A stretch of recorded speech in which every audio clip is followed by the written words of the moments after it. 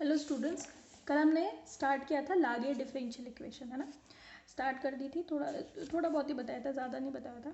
Starting से शुरू कर लेंगे आज, उसको कोई समस्या नहीं है। चलें देखिए, लागे डिफरेंशियल इक्वेशन जो कि हमारी लास्ट यूनिट की इसकी डिफरेंशियल इक्वेशन है। 4 ही हैं आपके सिलेबस में, लेजेंड्रे, बेसल, हर्माइट और फोर्थ है आपकी लागे। तो नेक्स्ट जो फोर्थ आपकी शुरू हो रही है वो है आपकी लागे differential equation.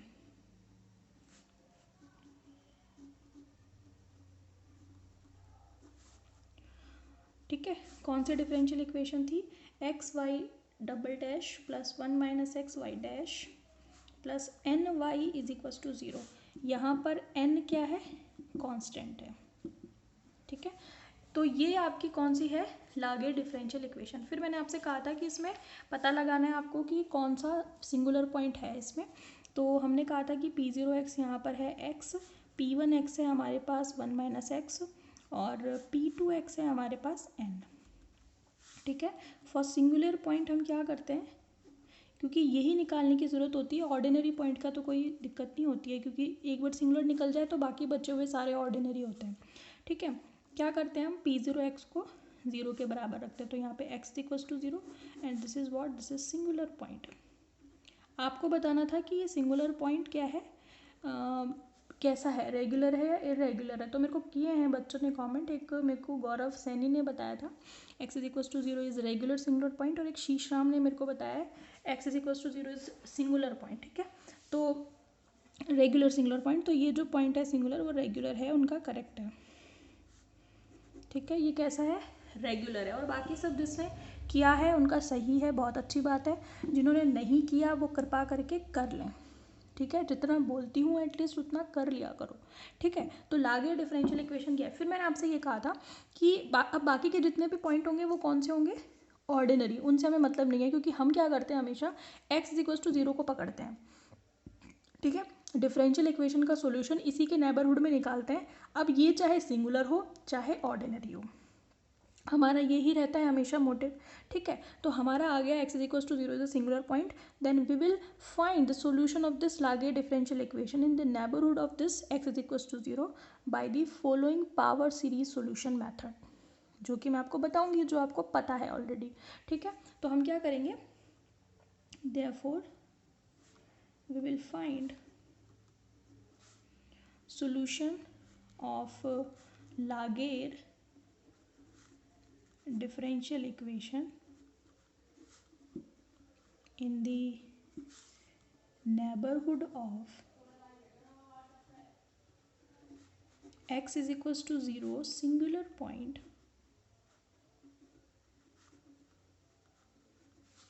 by following power series।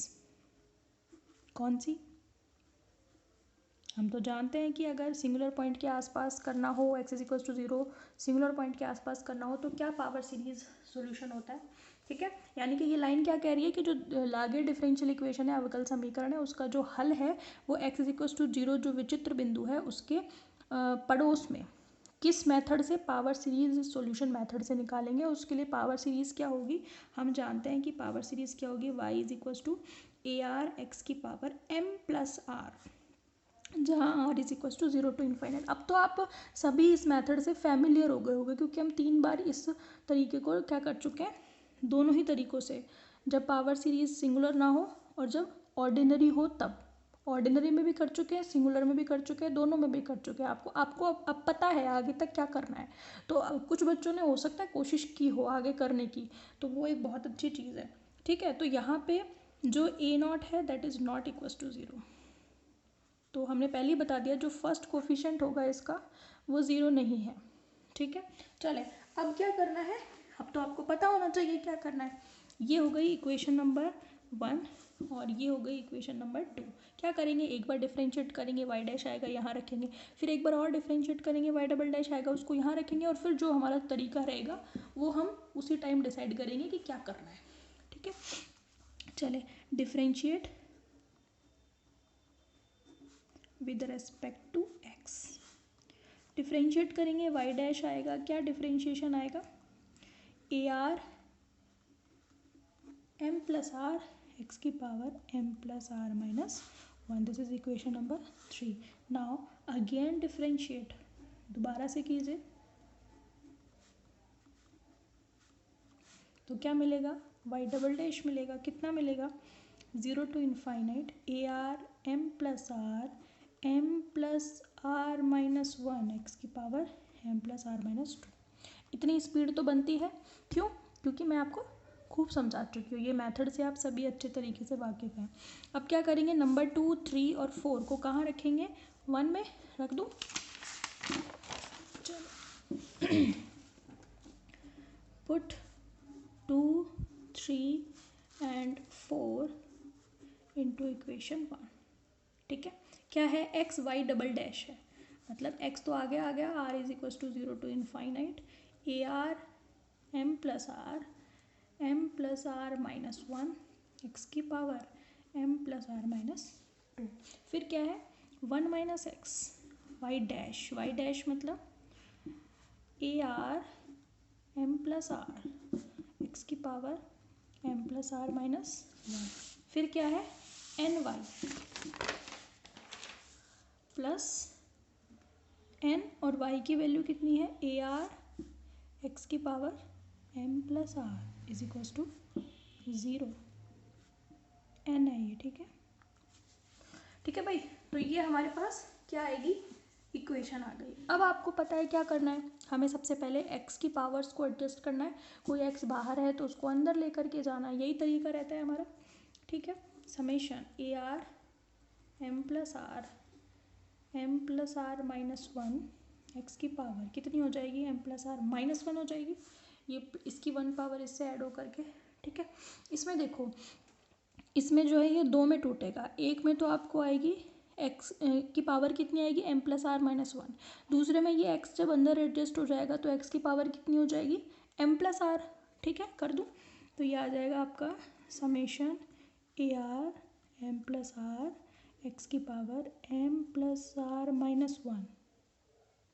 ठीक है, R is equals to 0 to infinite.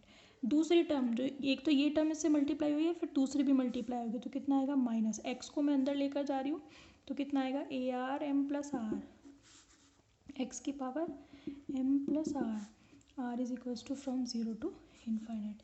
और एक ये टर्म ऐसे कैसे बच जाएगी, इसमें कोई चेंज नहीं होगा.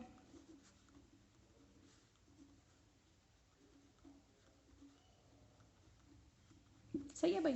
अब क्या करोगे, देखो 2 टर्म आ रही है एम प्लस आर माइनस 1 वाली और 2 आ रही है एम प्लस आर वाली. इकट्ठे कर लो, दोनों को एक साथ में ले लो तो क्या क्या मिलेगा आपको. जब ये दोनों वाली कौन सी है, उनमें क्या क्या कॉमन आएगा, A R M plus R common आ रहा है, अंदर क्या बचेगा, एम प्लस आर माइनस 1 और यहाँ से प्लस 1 तो मतलब एम प्लस आर. तो ये एम प्लस आर का होल स्क्वायर हो गया. एम प्लस आर ही बचेगा ना, यहाँ से माइनस 1 और यहाँ से प्लस 1 दोनों कट जाएंगे और बाहर क्या आएगा, M plus are minus 1.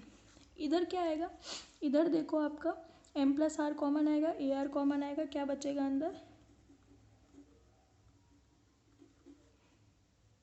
M plus are थोड़ी कॉमन आएगा, ए आर कॉमन आएगा. और एम आप ऐसा करो, माइनस रख लो बाहर या प्लस रख लो बाहर. अगर प्लस रख रहे हो तो क्या आएगा, n minus M minus r.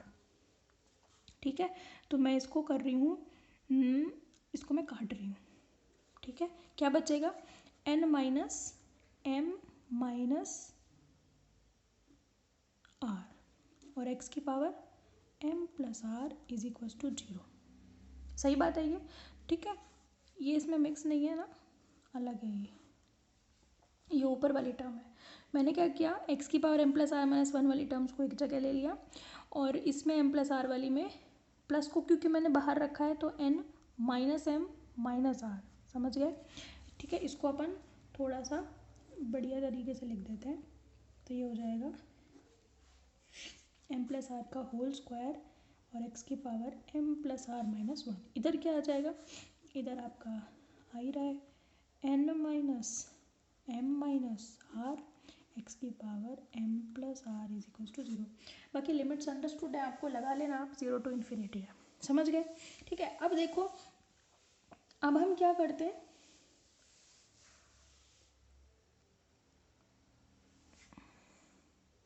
ठीक है, अब आगे देखिए मैं क्या कर रही हूँ, इस पूरी इक्वेशन को अगर मैं किसी चीज़ से मल्टीप्लाई करूँ तो क्या इक्वेशन पे कोई फ़र्क पड़ेगा क्या?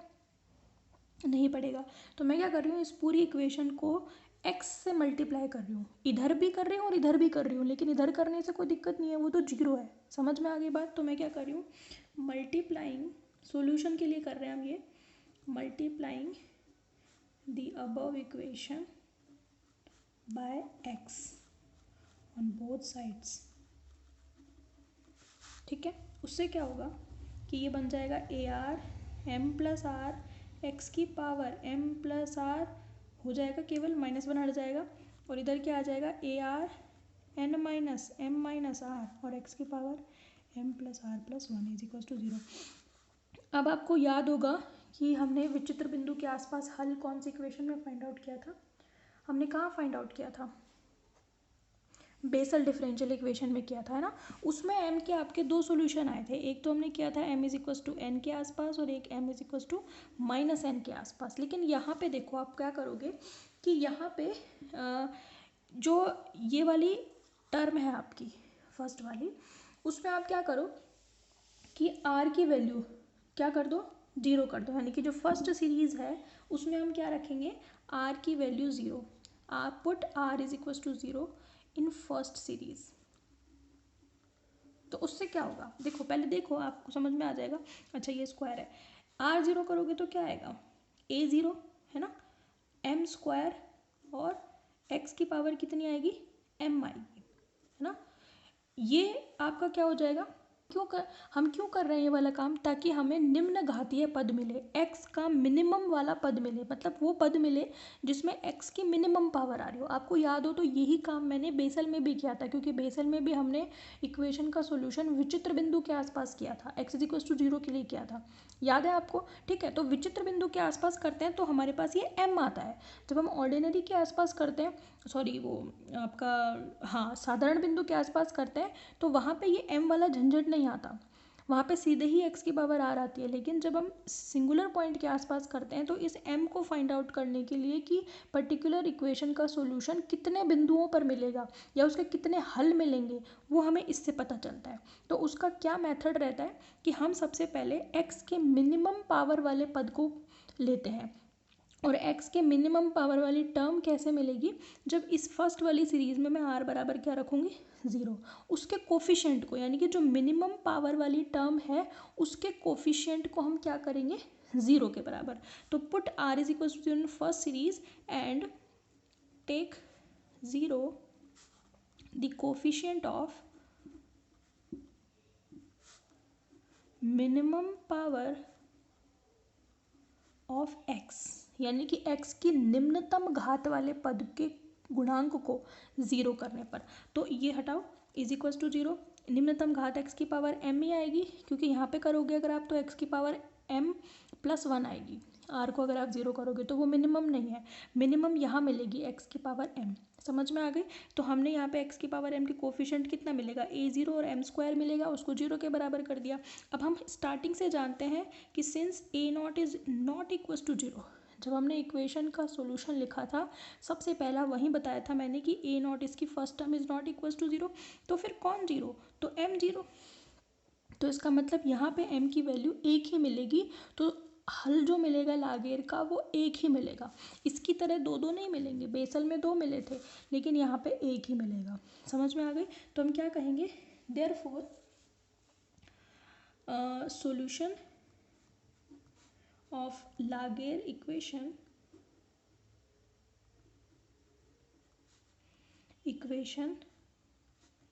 विल गेट ओनली वन, एक ही सॉल्यूशन मिलेगा। समझ में आ गई बात आपको? फिर हम क्या करते हैं, ये इक्वेशन मिल गई हमको, अब हम क्या करते हैं, x की दोनों ही सीरीज़ में पावर्स को इक्वल करते हैं। तो मैं क्या करूँ, इसमें तो मैं कर दूँ r की जगह पर j+1 रख दूँ और यहाँ पे r की जगह पर j रख दूँ। ठीक है, अब क्या करोगे आप, नाउ इक्वेशन नंबर डाल देती हूँ, उसको कितना हो गया, 4 हो गया, उसके बाद यह 5। Now to find the solution,